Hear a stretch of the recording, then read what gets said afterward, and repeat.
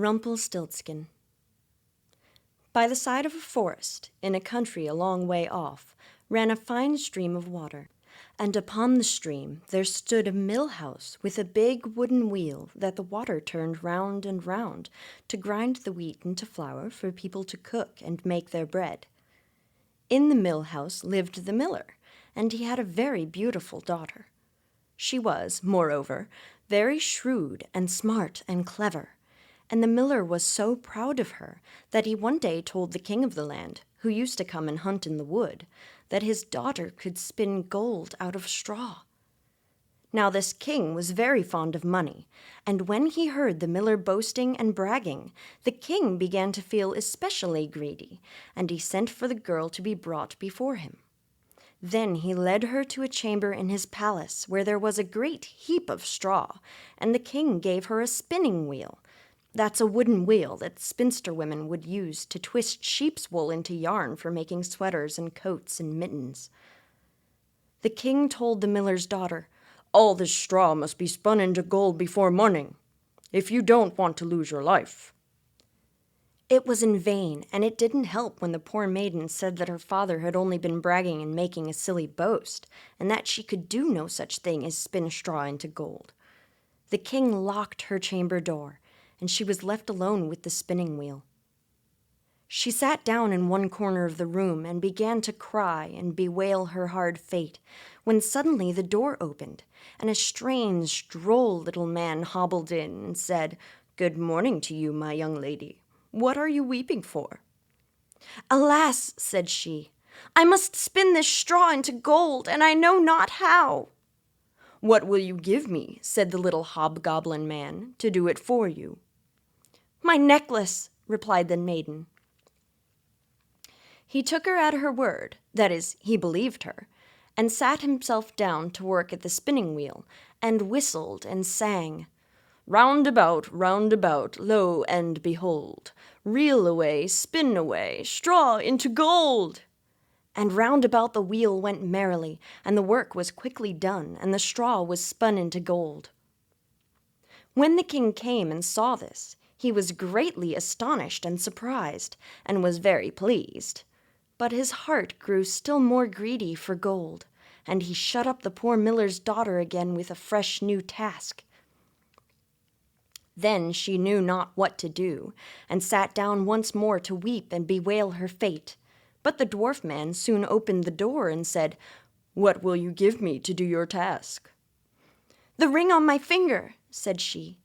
So her little friend took the ring and began to work at the wheel again, and whistled and sang, round about, lo and behold, reel away, spin away, straw into gold." And he worked through the night, and long before morning all was done again. The king was greatly delighted to see all this glittering treasure, but still he wasn't satisfied. So he took the miller's daughter to a yet larger heap of straw and said, "All this straw must be spun into gold tonight, and if it is, I shall marry you, and you shall be my queen." As soon as she was alone, that hobgoblin dwarf man came in and said, "What will you give me to spin gold for you this third time?" "I have nothing left," she said. "Then say you will give me," said the little man, "the first little child that you may have when you are queen."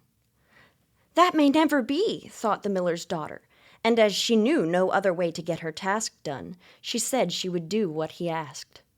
Round went the wheel again to the old song, round about, lo and behold, reel away, spin away, straw into gold. And the strange little man once more spun the heap of straw into gold. The king came in the morning, and finding all he wanted, was forced to keep his word. So he married the miller's daughter, and she really became queen. Some time later, at the birth of her first child, she was very glad, and forgot the little hobgoblin dwarf man and what she had promised him. But one day he came into her room, where she was sitting playing with her baby, and he reminded her of it all. Then she cried and grieved sorely and sadly at her unhappiness and misfortune, and he said if she would give him all the wealth and gold of the kingdom, he would leave her alone. Finally, her tears softened him, and he said, "I will give you 3 days to wait, and if during that time you tell me my name, you shall keep your child." Now the queen lay awake all night, thinking of all the strange names that she had ever heard, and she sent messengers all over the land to find out new ones. The next day the little man came, and she began guessing. Timothy, Ichabod, Benjamin, Jeremiah, and all the names she could remember. But to all and each of them he said, "Madame, that is not my name." On the second day she began with all the comical, funny names she could think of. Bowlegs, Numbskull, Goofball, and so on. But the little gentleman still said to every one of her guesses, "Madame, that is not my name." The third day one of the messengers came back and said, "I have traveled 2 days without hearing of any other names. But yesterday, as I was climbing the high hill among the trees of the forest, by the poison ivy, where the fox and the rabbit tell each other good night, I saw a little hut, a tiny house made of thorn sticks and branches, and in front of the hut burned a little campfire, and round about the little campfire a funny little dwarf hobgoblin man was dancing upon one leg and singing, 'Happily the feast I'll make. Today I'll cook, tomorrow bake. Merrily I'll dance and sing, for next day will a stranger bring. Little does my lady dream, Rumplestiltskin is my name.'" When the queen heard this, she jumped for joy, and as soon as her little hobgoblin dwarf friend came, she sat down upon her throne and called all her court around to enjoy the fun. And the babysitter stood by her side with the baby in her arms, as if it were quite ready to be given up. Then the little man began to chuckle at the thought of having the poor child to take home with him to his hut in the woods, and he cried out, "Now, lady, what is my name?" "Is it John?" asked she.